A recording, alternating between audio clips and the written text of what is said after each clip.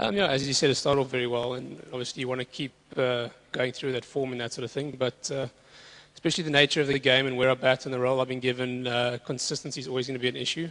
But yeah, it's obviously a bit different here with the spin and the low bounce and that sort of stuff. So I've been facing plenty of that and looking at different game plans that I would normally use in South Africa.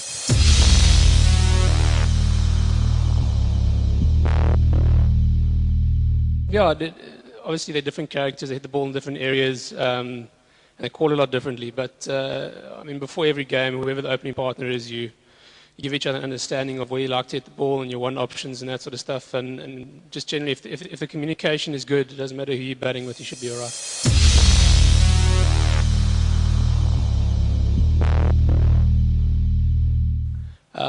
Mumbai behind us here is actually not too bad. It's got a bit of pace and bounce and that sort of stuff, so you can hit through the line.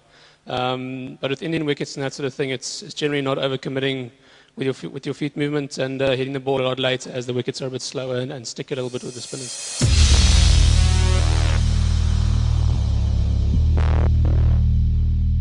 As you would with any other team, I mean, you look to who they use on different wickets and what they plan to do against different players and that sort of stuff, and you sit down and you analyse, and as you would for any other team, and obviously, as you said, a bit of South African feel to it, so we're a bit more known to what we're getting, but they've still got very good Indian players and other internationals, so preparing well for them.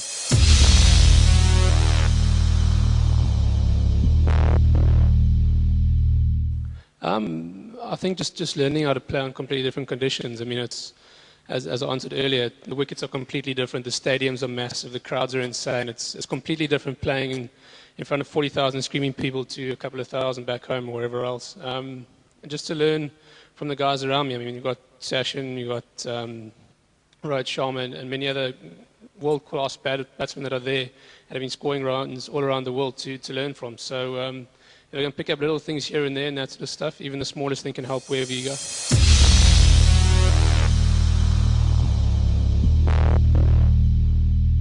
I've faced him once on my debut, which must have been nearly 8-9 years ago in franchise level. I haven't faced him again since then, but faced him a couple of times in the nets with the national side and that sort of stuff. And it's always an interesting battle. I mean, it's good fun. Like we're decent mates and that sort of stuff. So there's always a bit of banter and a bit of fun.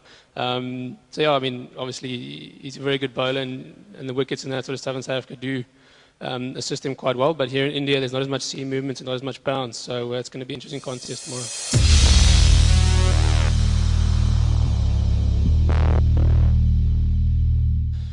Put it this way, you always dream of doing well, but I did something extraordinarily well, and obviously you want to try to replicate that, and you try to do it every time you go out there. But the circumstances and the nature of the game will not allow you to do that. So if I keep thinking every time I must go out here and get 100 or 40 balls, I mean, it's happened. There's 3 international T20 hundreds, and there's been a couple of hundred games.